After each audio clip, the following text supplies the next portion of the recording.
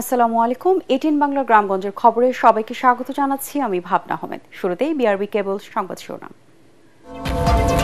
দেশ গঠনের পরিকল্পনা ও গণতন্ত্র প্রতিষ্ঠার বিরুদ্ধে ষড়যন্ত্র চলছে, নেতাকর্মীদের ঐক্যবদ্ধ থাকার আহ্বান তারেক রহমানের। বর্তমান আইনশৃঙ্খলা পরিস্থিতিতে জাতীয় নির্বাচন সুষ্ঠু ও গ্রহণযোগ্য করা সম্ভব দাবি স্বরাষ্ট্র উপদেষ্টার। রাজনৈতিক দল ও জনগণকে সহায়তার আহ্বান। বগুড়ায় শুরু হয়েছে নির্বাচনী আমেজ। খালেদা জিয়া নাকি তারেক রহমান, কে হচ্ছেন গাবতলী শাহজাহানপুর আসনের কান্ডারি, ভোটারদের মধ্যে কৌতূহল। সরকার দুর্নীতিকে প্রশ্রয় দিচ্ছে না, উপদেষ্টার বিরুদ্ধেও দুর্নীতির সুনির্দিষ্ট অভিযোগ পাওয়া গেলে ছাড় নয়, মন্তব্য দুদক চেয়ারম্যানের। এবং কুষ্টিয়ার মিরপুরে সংবাদপত্রের স্থানীয় প্রতিনিধির উপর সন্ত্রাসীদের হামলা, সাংবাদিক আসাদুজ্জামান তুহিন হত্যার প্রতিবাদে আজও দেশের বিভিন্ন স্থানে মানববন্ধন ও বিক্ষোভ। বিএনপির দেশ গঠনের পরিকল্পনা ও গণতন্ত্র প্রতিষ্ঠার বিরুদ্ধে ষড়যন্ত্র চলছে বলে জানিয়েছেন বিএনপির ভারপ্রাপ্ত চেয়ারম্যান তারেক রহমান। নওগাঁ জেলা বিএনপির সম্মেলনে নেতাকর্মীদের উদ্দেশ্যে তিনি বলেন, এসব ষড়যন্ত্র নস্যাৎ করে দিতে বিএনপিকে ঐক্যবদ্ধ থাকতে হবে। ফ্যাসিবাদ মুক্ত পরিবেশে দীর্ঘ 15 বছর পর বিএনপির দ্বিবার্ষিক সম্মেলনকে কেন্দ্র করে উৎসবের নগরীতে পরিণত হয় নওগাঁ শহর। শহরের কনভেনশন সেন্টারে সম্মেলনের উদ্বোধন করেন বিএনপি চেয়ারপারসনের উপদেষ্টা আব্দুস সালাম। দীর্ঘদিন পরে সম্মেলনকে কেন্দ্র করে নেতাকর্মীদের মিলন মেলায় পরিণত হয় সমাবেশস্থল। সম্মেলনের শুরুতেই বিএনপি ও নির্বাচন বিরোধী সব ষড়যন্ত্র চক্রান্তের বিরুদ্ধে নেতাকর্মীদের ঐক্যবদ্ধ থাকার আহ্বান জানান দলের শীর্ষ নেতারা। এতে লন্ডন থেকে ভার্চুয়ালি যোগ দেন বিএনপির ভারপ্রাপ্ত চেয়ারম্যান তারেক রহমান। ধন্যবাদ কাউন্সিলের প্রধান অতিথির বক্তব্যে তিনি বলেন, বিএনপি মানুষের কল্যাণে কাজ করেছে বলেই মানুষ বিএনপির উপর ভরসা রাখতে চায়। দেশ ও মানুষের কল্যাণের চিন্তা করে বলেই বিএনপি অনেক আগেই সংস্কারের কথা বলেছে। এই দেশের 20 কোটি জনগণের অধিকাংশ জনগণ যেভাবে মনে করবে দেশ সেভাবেই পরিচালিত হবে। জনগণের রাজনৈতিক প্রয়োগের প্রধান হাতিয়ার কি হচ্ছে, প্রধান উপায় কি হচ্ছে?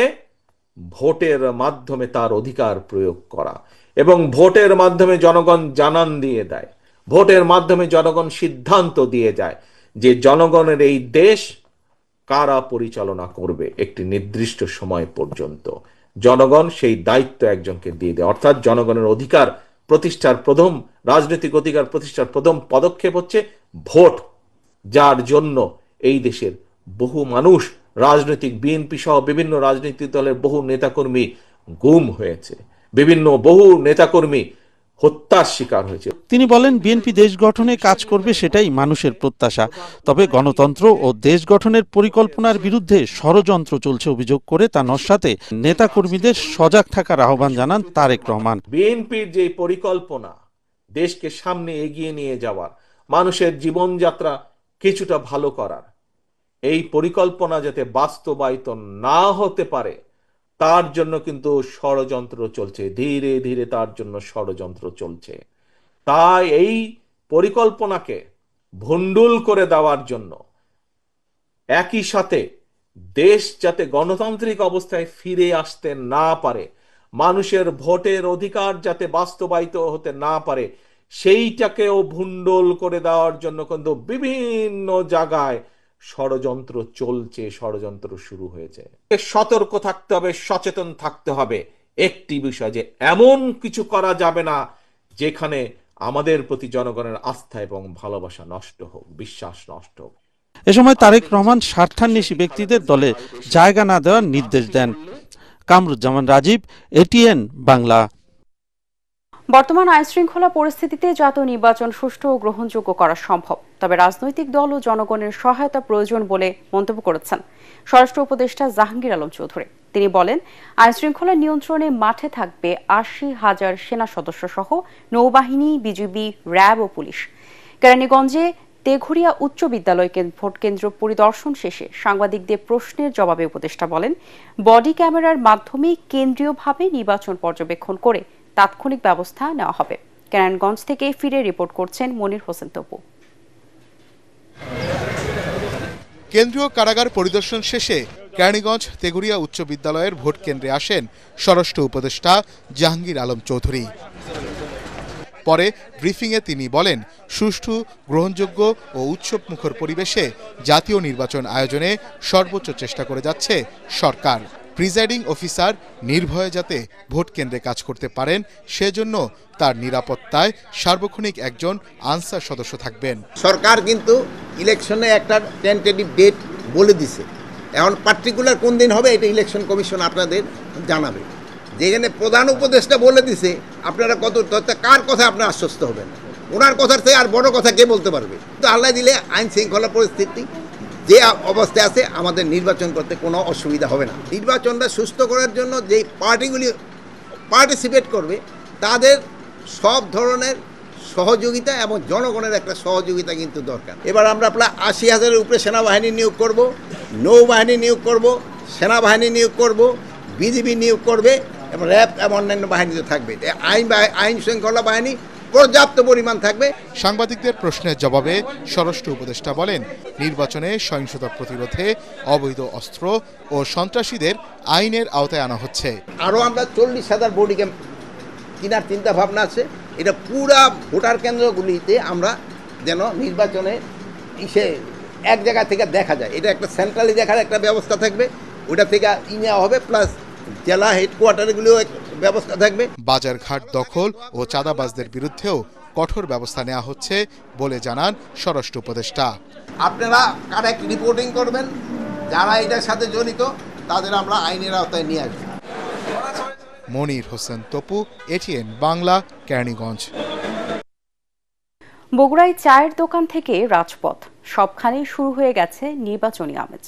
তবে সংসদ নির্বাচন এলেই বিশেষভাবে আলোচনায় আসে বগুড়ার ৭ আসন। বিএনপির প্রতিষ্ঠাতা শহীদ রাষ্ট্রপতি জিয়াউর রহমানের জন্ম গাবতলীর মাটিতে। স্বামীর এই আসন থেকে লড়াই করেই কয়েকবার সরকার গঠন করেছিলেন বেগম খালেদা জিয়া।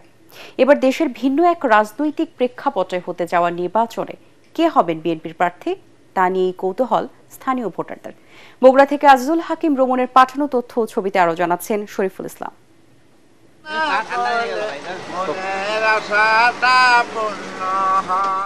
গাবতলী, শাহজাহানপুর এই দুই উপজেলা নিয়ে গঠিত বগুড়া ৭ আসন।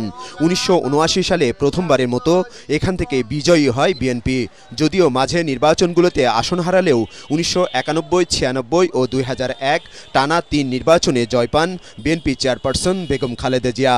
তখন থেকেই বিএনপির ভবিষ্যতের প্রধানমন্ত্রীর আসন নামে পরিচিত বগুড়া ৭। যদি ফেয়ার নির্বাচন হয়, আমাদের বিএনপির প্রার্থী অপোজিটে যে প্রার্থী থাকবে তার জামানত বাজেয়াপ্ত হবে এই গাবতলী উপজেলা থেকে। আগামী নির্বাচনে বিশেষ করে বগুড়ায় বা আমাদের এলাকায় কোথাও ভোট দিতে যাবে না এরকম হবে না। ভোট সবাই দিতে যাবে এবং ভোটটা ধানের শীষের পক্ষেই দেবে ইনশাআল্লাহ। শেখ হাসিনার অধীনে ২০১৪, ২০১৮ এবং সবশেষ ২০২৪ সালে বিতর্কিত ৩টি জাতীয় নির্বাচনের একটি ছাড়া বাকিগুলোতে অংশ নেয়নি বিএনপি।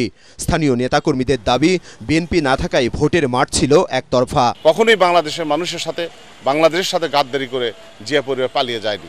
সুতরাং এই আস্থার জায়গায়, বিশ্বাসের জায়গাটা মানুষের তৈরি হয়েছে এবং আমি মনে করি যে অবশ্যই জিয়া পরিবারের সাথে এই এলাকার মানুষ আগের চাইতে আরও বেশি তারা সম্পৃক্ত রয়েছে।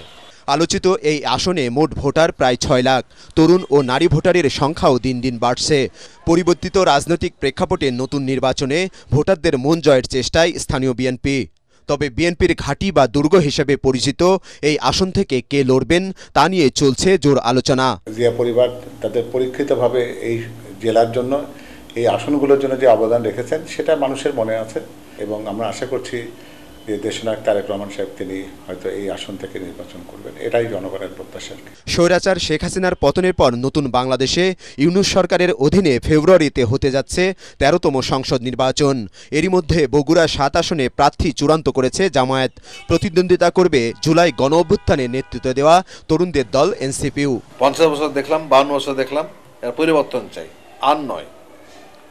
সেই আমার বিশ্বাস যে যুবকেরা, সাধারণ জনগণ পরিবর্তনে বিশ্বাসী, পরিবর্তনের কথা নিয়ে আমরা ময়দানে যাচ্ছি। বগুড়া ৭ যেন দেশের রাজনীতির এক প্রতীকী লড়াই।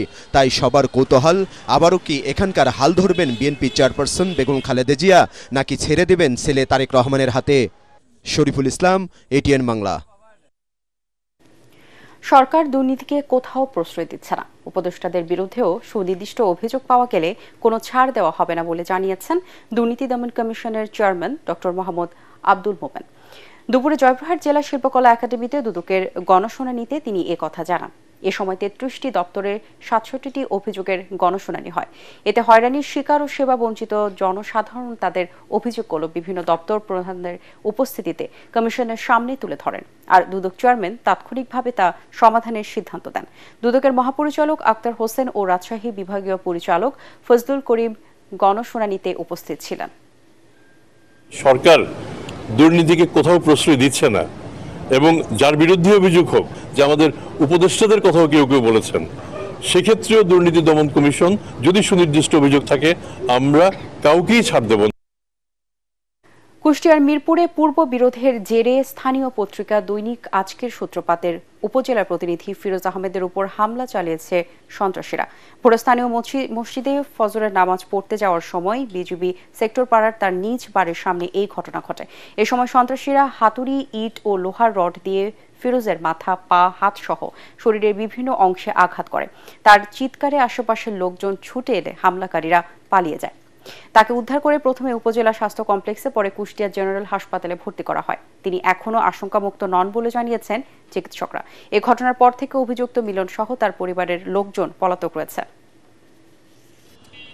বিভিন্ন জায়গায় মারাত্মক জখম পেয়েছি আমরা, মাথা, বুক, হাত, পা সব জায়গাতে, এবং 7-8 ইনজুরি এবং একই সাথে ব্লাড ট্রমাও আছে। তো আমরা এগুলো আপাতত তাকে করেছি, আমাদের আন্ডারে ভর্তি রেখেছি এবং পরীক্ষা নিরীক্ষার জন্য সব পরীক্ষা নিরীক্ষার কাগজপত্র রেডি করে দিয়েছি। রিপোর্ট আসলে আপনার গুরুতর ব্যাপারটা, জখমের ব্যাপারটা সম্বন্ধে আরও বিস্তারিত জানা যাবে।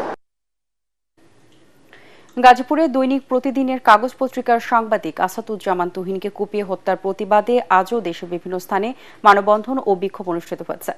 যশোরে মুজিব সড়কের স্থানীয় প্রেস ক্লাবের সামনে মানববন্ধনে উপস্থিত ছিলেন প্রেস ক্লাবের সভাপতি জাহিদ হাসান টুকুন, যশোর সংবাদপত্র পরিষদের সভাপতি ও দৈনিক কল্যাণ পত্রিকার সম্পাদক একরাম উদ্দৌলা, দৈনিক লোকসমাজের পত্রিকার ভারপ্রাপ্ত সম্পাদক আনোয়ারুল কবির নান্টু সহ বিভিন্ন প্রিন্ট ও ইলেকট্রনিক মিডিয়ার সাংবাদিকরা। বক্তারা সাংবাদিকদের সুরক্ষায় সুনির্দিষ্ট আইন প্রণয়নের দাবি জানান। আসাদুজ্জামান তুহিন হত্যাকাণ্ডের বিচার দাবিতে সিরাজগঞ্জ প্রেস ক্লাবের আয়োজনে মানববন্ধন ও প্রতিবাদ সভা করেছেন জেলার সাংবাদিকরা। এ সময় তারা এই হত্যাকাণ্ডের সাথে জড়িতদের দ্রুততম সময়ের মধ্যে শাস্তি দিয়ে দৃষ্টান্ত স্থাপনের দাবি জানান। মানববন্ধনে সংহতি প্রকাশ করে অংশ নেন সিরাজগঞ্জ জেলা বিএনপির সাধারণ সম্পাদক সাইদুর রহমান বাচ্চু ও জেলা বাসদ নেতা নব কুমার। মানিকগঞ্জের প্রেস ক্লাব চত্বরে মানববন্ধনে জেলার বিভিন্ন গণমাধ্যমে কর্মরত সাংবাদিকরা অংশ নেন। মানিকগঞ্জ প্রেস ক্লাবের সভাপতি জাহাঙ্গীর আলম বিশ্বাস, সাবেক সভাপতি গোলাম সারোয়ার সানু ও সাধারণ সম্পাদক শাহানুর ইসলাম সহ বিভিন্ন প্রিন্ট ও ইলেকট্রনিক মিডিয়ার সাংবাদিকরা এ সময় উপস্থিত ছিলেন।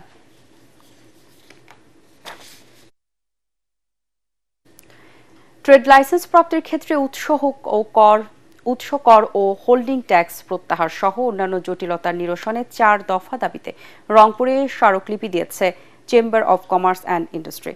এর আগে রংপুর বিভাগীয় কমিশনারের সম্মেলন কক্ষে আলোচনা সভা অনুষ্ঠিত হয়। সভায় বিভাগীয় কমিশনার শহীদুল ইসলাম, রংপুর চেম্বারের সভাপতি এমদাদ হোসেন, মেট্রোপলিটন চেম্বার ও উইমেন চেম্বার সহ জেলা ও মহানগর ব্যবসায়ী সমিতির নেতারা উপস্থিত ছিলেন। আলোচনা সভা শেষে বিভাগীয় কমিশনারের কাছে স্মারকলিপি দেন ব্যবসায়ী নেতারা।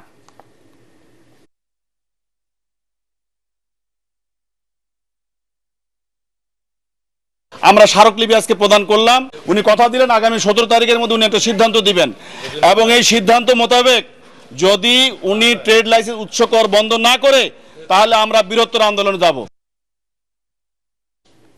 শেখ হাসিনা পাহাড় সম দুর্নীতি, দুঃশাসন আর অন্যায় করে দেশ থেকে পালিয়েছে, তাই দেশে ফিরলে তাকে বিচারের মুখোমুখি হতে হবে বলে মন্তব্য করেছেন বিএনপির কেন্দ্রীয় নির্বাহী কমিটির স্বেচ্ছাসেবক বিষয়ক সম্পাদক মীর শরফত আলী সপু। তিনি বলেন, শেখ হাসিনা দুর্নীতি দলীয়করণ করে দেশের প্রতিটি সেক্টরকে ধ্বংস করেছে, তাই দেশের প্রত্যেকটি মানুষ চায় শেখ হাসিনা দেশে ফিরে বিচারের মুখোমুখি হবে। বিক্রমপুর আদর্শ কলেজ অডিটোরিয়ামে শিক্ষার্থীদের সনদ বিতরণ ও অভিভাবক মতবিনিময় সভায় প্রধান অতিথির বক্তব্যে তিনি এসব কথা বলেন। এ সময় স্বেচ্ছাসেবক দল কেন্দ্রীয় কমিটির সহসভাপতি ডক্টর জাহির কবির ও মুন্সিগঞ্জ জেলা বিএনপির আহ্বায়ক আওলাদ হোসেন উজ্জ্বল উপস্থিত ছিলেন। মাদারীপুরে এবছর পর্যাপ্ত বৃষ্টি হওয়ায় পাটের ভালো ফলন হয়েছে। তবে উৎপাদন খরচ বৃদ্ধি ও শ্রমিক সংকটের কারণে কাঙ্ক্ষিত দাম পাওয়া নিয়ে শঙ্কায় কৃষক। যদিও কৃষি বিভাগ বলছে ভালো ফলন হওয়ায় এবছর লাভবান হবেন কৃষকরা। মাদারীপুর প্রতিনিধি SR শফিক স্বপনের তথ্য ও চিত্রে বিস্তারিত জানাচ্ছেন ফারহিন ইসলাম টুম্পা। মৌসুমের শুরুতে মাদারীপুরে পর্যাপ্ত বৃষ্টি না থাকলেও পরবর্তীতে প্রচুর বৃষ্টি এবং আবহাওয়া অনুকূলে থাকায় এবার ভালো ফলন হয়েছে পাটের। পাশাপাশি বর্ষা মৌসুমে বৃষ্টি হওয়ায় পাট জাগ দেওয়া নিয়ে বাড়তি সুবিধা পেয়েছেন কৃষকরা। তবে আবাদের শুরুতে সেচ ব্যবস্থা, শ্রমিক মজুরি বৃদ্ধি, পাট কাটা সহ উৎপাদন খরচ আগের তুলনায় বেড়ে যাওয়ায় ভালো ফলনের পরও লোকসানের শঙ্কায় কৃষক। কৃষকে করিগেরি করতে আসি, খুব লোকসানের ফালাই আসি আমরা। এতে যেই মূল্য আছে এখন, এই মূল্যতে আমাদের মানে আগামীতে পাট করার মতো এই লাইন থাকে না। বদলা খরচ দিয়া সব খরচ দিয়া পোষায় না। যদি সরকার একটু সহযোগিতা করে তাহলে এরকম কৃষকের একটু পোষে। এ পর্যন্ত জেলায় 52 ভাগ পাট কাটা হয়েছে, যার গড় ফলন হেক্টর প্রতি 2.4 মেট্রিক টন। কৃষি বিভাগ জানায় স্থানীয় কিছু কৃষককে পাট বীজ ও সার দেওয়া হয়েছে। এছাড়া পরামর্শ ও সব ধরনের সহযোগিতা দিচ্ছে তারা। আমাদের উপজেলা কৃষি অফিস আছে, উপজেলা কৃষি অফিস তাদের মাধ্যমে তাদেরকে সার্বিক বিষয়ে আমরা সহায়তা করে থাকি। এছাড়াও মাদারীপুর জেলায় এই বছরে আমরা 5,800 চাষিকে বিনামূল্যে প্রতি বিঘার জন্য আমরা বীজ, সার এটি আমরা সহায়তা করেছি। এবছর জেলায় 36,860 হেক্টর জমিতে পাট চাষের লক্ষ্যমাত্রার বিপরীতে আবাদ হয়েছে 36,921 হেক্টর জমিতে। Bureau report, ATN Bangla. বাগেরহাটে 2025 সালে এসএসসি ও সমমান পরীক্ষায় GPA 5 প্রাপ্ত শিক্ষার্থীদের শিক্ষা সহায়তা ও ভবিষ্যৎ কর্মপরিকল্পনা বিষয়ক কর্মশালা অনুষ্ঠিত হয়েছে। জেলা পরিষদ অডিটোরিয়ামে লতিফ মাস্টার ফাউন্ডেশন এর আয়োজন করে। এনজিও বিষয়ক ব্যুরোর মহাপরিচালক মোহাম্মদ দাউদ মিয়া, সাবেক সিনিয়র সচিব doctor Faridul Islam Bablu, deputy attorney general Rasel Ahmed, জেলা শিক্ষা কর্মকর্তা সাদেকুল ইসলাম ও লতিফ মাস্টার ফাউন্ডেশনের অন্যতম প্রতিষ্ঠাতা রফিকুল ইসলাম জগলু অনুষ্ঠানে বক্তব্য রাখেন। কর্মশালায় জেলার 9 উপজেলার GPA 5 প্রাপ্ত শিক্ষার্থী ছাড়াও শিক্ষক ও অভিভাবকরা উপস্থিত ছিলেন।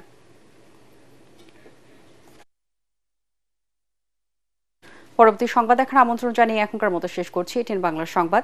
ইউটিউবে দেখতে ব্রাউজ করুন youtube/ATN বাংলা নিউজ। ধন্যবাদ সবাইকে।